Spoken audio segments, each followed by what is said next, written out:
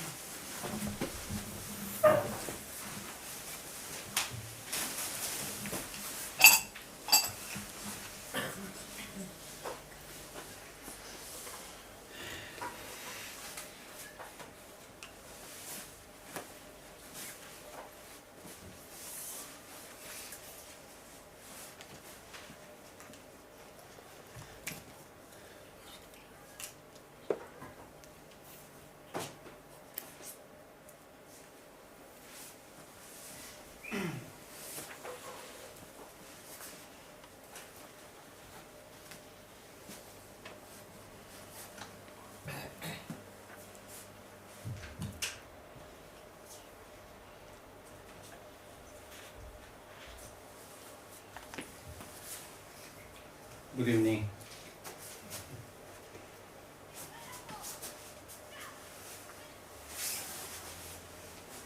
So you're all coming from different places?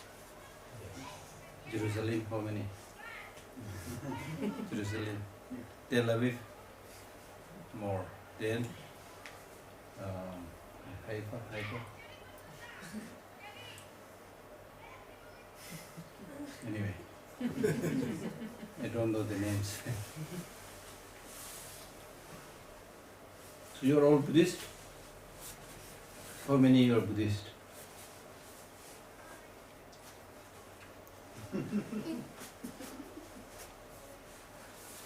Others, you have been listening to Buddhist teaching also before?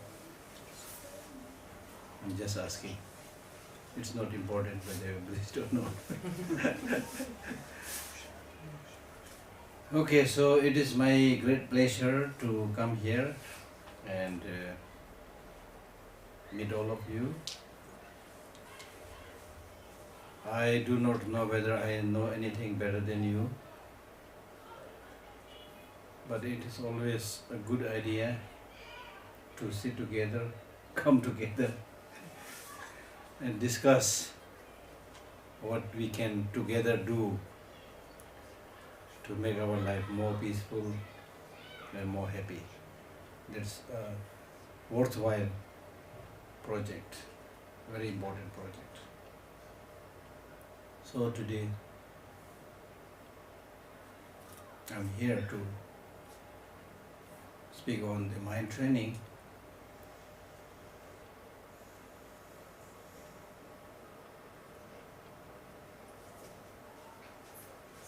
Great teachers like Buddha or Atisha, who is the source of this mind training teaching,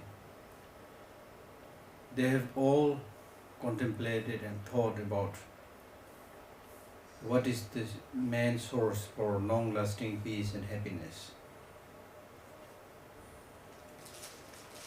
This is a crucial. We can talk about so many things, but there are few things which is very important. It's important to really find out what could be the long-lasting source for peace and happiness. Why? Not because it is said by Buddha or by any other teacher, but because that is what we want. After coming into this world, the first thing that a child does is crying, not laughing, not smiling, crying. Okay? So by crying, the child is asking something. The child is not asking for a long teaching on Buddhism at that time, or any other religion. That's for sure. But the child is asking something. So what do you think the child is asking? Child is saying that I'm not very happy. Somebody please help me. Somebody please give me love and affection. That's what the child is saying. That's how we originated our life. We started our life. Of course, the child has a lot of suffering because he has no cloth on his body when he came into this world. He did not speak any language. Today, if we are not able to speak a second or third language, we say, oh, I know only Hebrew and don't know any other language. So big problem, you see. But that child did not know any language. The only language he had was crying. So that's important, how we started our life. The child is not asking for any religion. The child is asking for long-lasting peace and happiness. He's looking for that. Or at least he's asking for peace and happiness. And for that he's saying that somebody has to give me love and affection. At that time, I don't think he's saying that I'm in trouble, so I need some money. I don't think he's saying that. He's not saying I need wealth. He's simply saying I need somebody's unconditional love and affection. That is how we started our life. And this is something we need to remember. That by nature, we all want happiness and do not want suffering. Not only that, and I have asked this question not only here in Israel, I have asked this question in many parts of the world. Do you all want happiness? Everybody said, yes, sir. For how many days? For how many days you want happiness and peace? Then they laugh. Because by laughing they are saying, Geshe Lhakdor, when it comes to happiness, it's not question of few days. We want as much happiness as possible. So that's our nature. That's our inner call. So this being the case, we need to address this issue. And we have the capacity to address this issue. Because when we talk about human beings as the crown of creation, in the language of some other religions, or precious human life, in Buddhist language, when we address human beings like that, we are basically saying that human life is precious, not because it's very agile, or very strong, or very big, but because we have this great human intelligence, the capacity to judge between what is right and what is wrong. Okay? So now if we do not use this human intelligence to get that long-lasting peace and happiness, instead we focus only on material development. We use all our energy only for material development. Then that is a misplaced trust. That's what we are doing today. And that's why we are not getting enough peace and happiness. We are in search of it, but we are searching in the wrong direction, so therefore we are not getting it. If the gold mine is here, you need to search for gold here, not here, where there is no gold. So we are searching in the wrong place. This is very important. So mind training means changing your mental perspective, your mental outlook, how you see the reality. That's called mind training. Mind training means adjusting your mind or understanding the way things are, the reality. Because you cannot cheat reality. You cannot cheat law of nature. However clever you might think you are and try to cheat the law of nature, you will never be able to cheat it.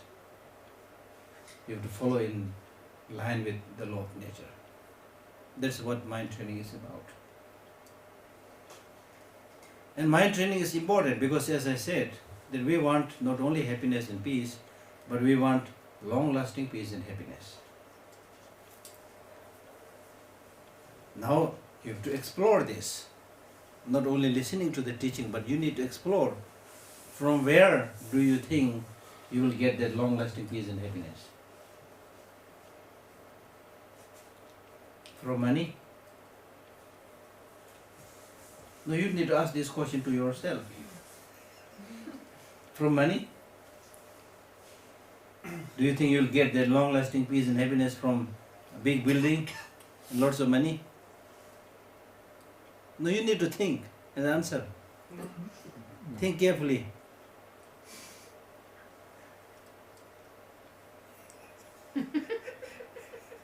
The important thing is not talking so much, but we need to think, Think and find the reality out. Then live one's life in accordance with that. I'm not saying that you will get nothing from money. I'm not crazy. I'm not saying that you will not get some kind of peace and happiness from your friends and relatives. What I'm saying is, do you think you will get the reliable, long-lasting peace and happiness? The fleeting peace and happiness you will get from material objects, from friends, from relatives. But the most reliable, long-lasting peace and happiness you will not get from outside of you. What is outside of you? Money, house, cars, families, friends. Whatever is outside of you, that cannot be the source of long-lasting peace and happiness. You know why? Why? It's not last. Huh? It's not last. There are several reasons. The most important reason is that what is outside of you, you have no control. However good your husband is, your wife is, normally we say, when you are coming with your wife, then you introduce your wife by saying, "This is my boss." And the wife says, points to the husband, "This is my boss." But nobody can be boss in the real sense of the term. There's no way you can control them. You try, yes, that's what we are trying. We apply force, we try to control each other, we try to control the nature, we try to control other human beings. That's what every country is doing, that is what every individual is doing. But it's not possible.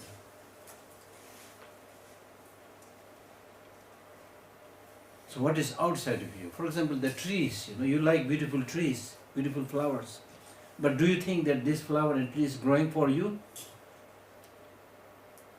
Do you think they are there to entertain you? All these people sitting around are there to entertain you?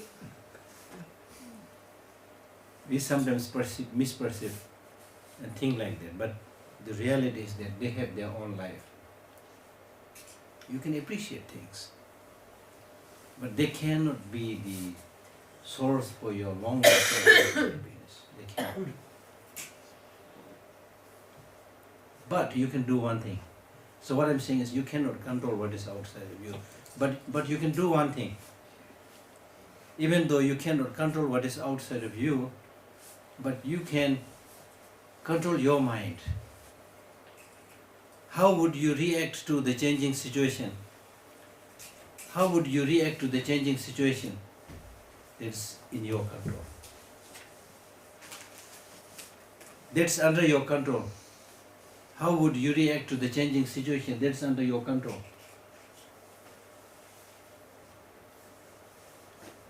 So that is crucial. most of the time we suffer because we do not know how to forget about acting, but we even don't know how to react. We either try to control others or let others control us. Therefore, we are unable to get what we want.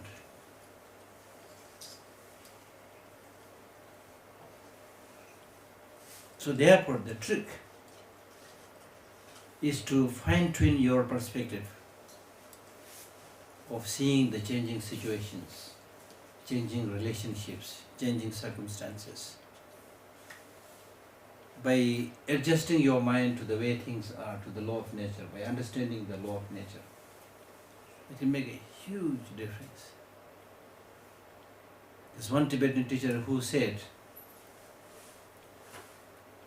that there is nobody who will catch hold of your hand and throw you into heaven. Even Buddhas cannot do this.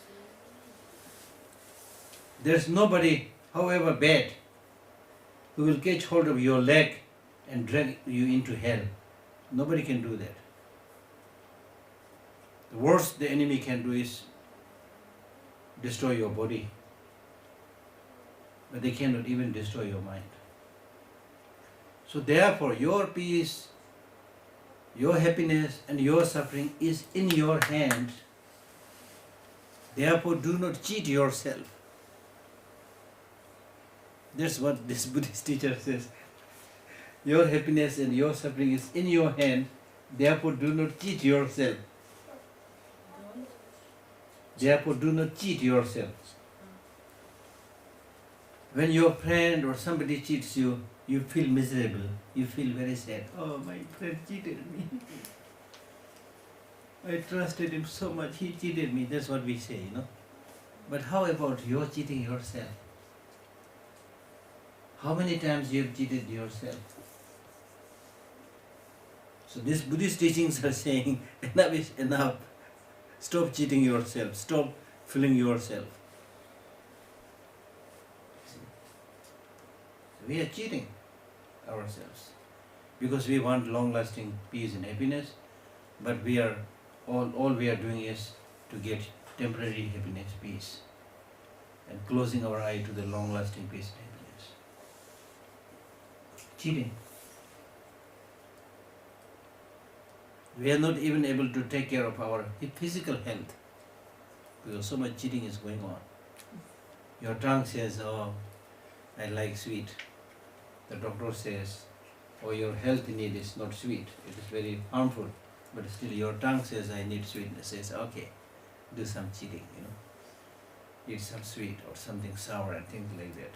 So that's how we behave. So in that level we are, that the Buddhas, they call us my children. My children, you know, we think we are grown-up people, very intelligent. I'm professor, doctor, engineer. But from Buddha's viewpoint, we are still children, not knowing what to do, how to think. So therefore, the first thing is, do not cheat yourself. If you don't cheat yourself, then there is a reason to say that I don't like people cheating me, because I also don't cheat myself. But if you keep on cheating yourself all the time, then say, oh, I don't like other people cheating me. It's hypocrisy. It's hypocrisy. So the first lesson for spiritual practice, Buddhist practice, for development of health, happiness, peace, whatever you want to call it, the first and most important thing is that you need to do the job.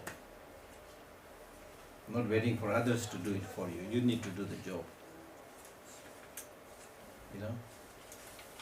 We meet some friends, have a cup of tea together, and then we separate. And when we separate, what do we say? Bye, take care. Nobody says, bye, I will take care of you. Nobody says that, you know. Bye, take care. That's Buddha's teaching. Bye, take care. You need to take care of yourself. Nobody says, bye, I will take care of you. Bye, take care. You see? That's Buddha's teaching. Why take care? Take care of your mind, take care of your body, take care of the negative emotions, and make sure that they do not disturb you and destroy you. See?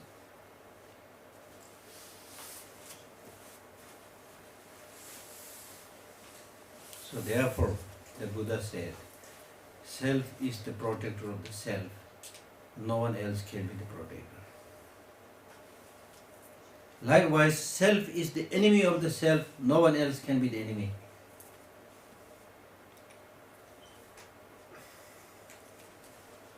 Self is the enemy of the self. No one else can be the enemy in the real sense of the term. Because the hatred, the anger, the jealousy, and all the negative emotions that you have within your mind is cultivated by you, not by others. They are not implanted in your mind by others. They are cultivated by you. And therefore you are destroying yourself. Anger destroys your physical health, mental health. Jealousy, hatred and so forth, they destroy your physical health, mental health. And who created these negative emotions? No one else but by yourself. It's you. So therefore, enemy is somebody who harms you, your friends, your relatives. So these negative emotions are harming you, harming your relation with other people, harming the health and wealth of yourself. So they are the enemy. They are the enemy. So where is this enemy? The negative emotions, where are they? In our mind. Huh? In our mind. In our mind. See, that is the risk. Unlike those enemies, ordinary enemies, however bad they are, they come from outside. They come from outside. So we can prepare something to fight them. Or we can run away from them. Or we can say, okay, I submit, please treat me nicely, I'll do whatever you do. They might spare your life. Because they are from outside. But your negative emotions are number one, in your mind. Number two, you have this tendency to think, or tendency of thinking that whatever is in your mind is good. Even anger, it's your anger, so you try to justify it. Even jealousy, it's my jealousy, so it should be okay. That's the problem. That's the problem. I sometimes give a talk on smelly socks. Smelly socks. Smelly socks means, it's a good example I thought. Like if my socks is torn out and smelly, but still I will take it out and sniff. Because it is my socks. If it is somebody else's socks, it may be brand new, just bought from the market, still you say, oh, socks. See? This is our attitude, you see. Rings the bell. That's the thing, you see. So therefore, the main thing that is taught in this text, 7 points on mind training, is how to fight with this self-cherishing attitude and the self-grasping attitude. That's the main point. That's the main point. So therefore, few things you need to know is that, one, much of the unhappiness, much of the suffering or problems that we encounter in our life, most of it is our own making. That is the first lesson you need to know. Is our own making. If you are somebody who has started thinking that I am full of problem, full of sufferings, 100% suffering, if you are somebody who is thinking like that, but if you analyze carefully, then you will find out of the 100% suffering that you thought you are afflicted with, 70% of that is not even suffering. It's not even suffering. It is your mind made up. So if you sit down, calm down and think carefully, 70% of your suffering will be gone like this. if you, without tension, if you relax and maintain your awareness, think carefully and peacefully, then you will find that out of the 100% suffering which you thought you're afflicted with, 70% of, around 70% of it is not even suffering. If it is your mind made up. So when you sit down and think carefully, 70% of your suffering will disappear like this. So that makes you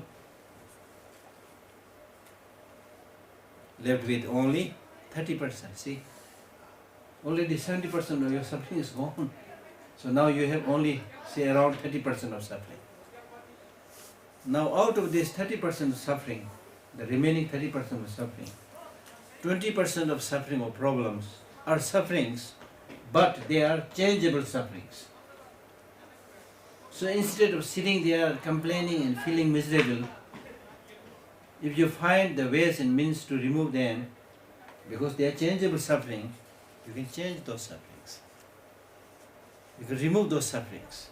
You need to work, but you can change those sufferings. So you are able to remove another 20% of suffering. So in this way you are able to remove 90% of your suffering and problems. So how much is left now? Only 10%.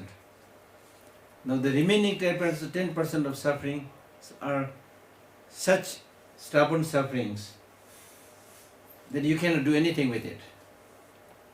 There's nothing you can do with that. So what should you do? What should you do? You should say, go ahead with you, I don't care. For example, what I'm saying is, for example, if you have lost your left leg, but your right hand is intact, is it good to feel miserable for the rest of life, thinking all the time about the missing hand? Oh, I wish I have the left hand. Oh, I don't have it. I'm so bad, I'm so unfortunate. Is it better to keep on thinking about the missing hand, or is it better to think about the right hand which is there? Of course, it's much better to think about the right hand. And you can think about that by thinking that, okay, I don't have the left hand, but I have the right hand, which is the stronger hand. You see? And not only that, there are many people who don't have both the hands, both the legs. I'm not making it up. There are many people who have lost all the limbs. So comparing to that, I'm really lucky, I'm fortunate, you see. I'm lucky and I'm fortunate. Does that make some sense? So what I'm saying is, if it is a problem and a suffering about which you cannot do with it, there's nothing you can do with that, then don't waste your time. Then don't waste your time thinking about it. For example, my missing left hand, if I just keep on thinking about it, will my left hand come back? It will not come back, you see. So it's useless, wastage of time. So better think about the right hand and many other good things you can do, you see.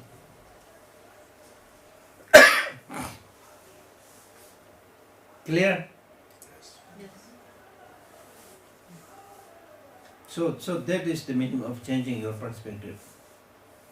Makes a huge difference. That's why I'm saying much of the suffering that we are encountering is unnecessary suffering.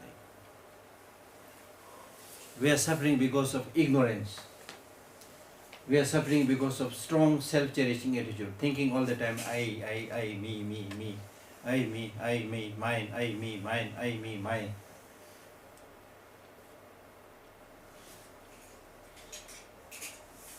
Some years back, I attended a conference with His Holiness the Dalai Lama in New York. So there was a presentation by a scientist with data, and he said, those people who make a lot of self-references, I, me and mine all the time, these people are prone to all kinds of diseases, including heart attack. Heart attack. And this is exactly what is said in the Buddhist teaching, that you get entrapped in the samsara or cycle of existence because of this grasping to I, me and mine. Why?